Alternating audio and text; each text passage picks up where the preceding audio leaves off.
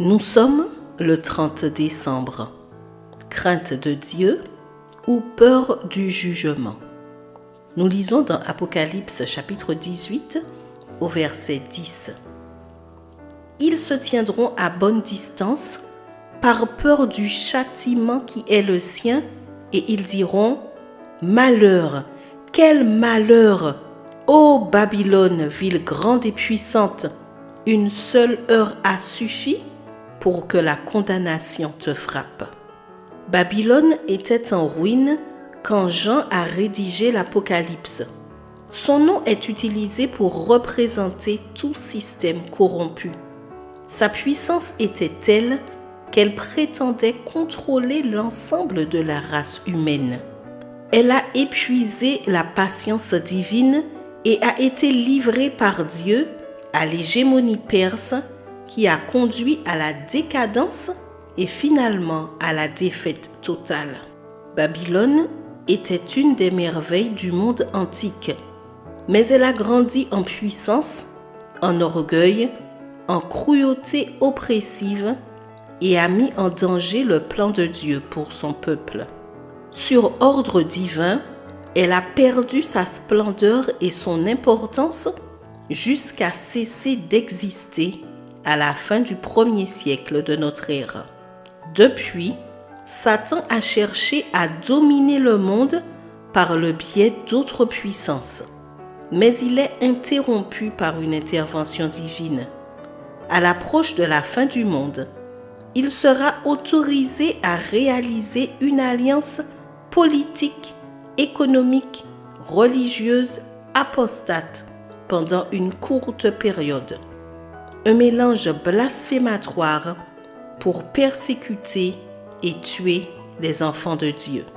Cette union maléfique est connue sous le nom de Babylone spirituelle. La chute de l'empire babylonien représente le sort qui attend cette alliance. Cependant, il y a des fidèles dans ces organisations religieuses qui ont de nobles idéaux et qui aiment Dieu selon les connaissances qu'ils ont acquises. Le Seigneur lancera un dernier appel avant la fin du temps de grâce.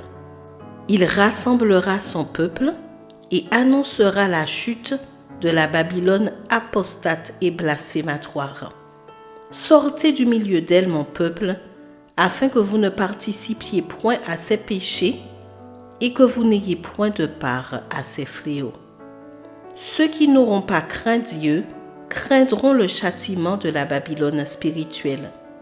L'expression « se tenant à bonne distance » indique qu'ils auront été impliqués dans les mêmes péchés et qu'ils recevront le même châtiment divin.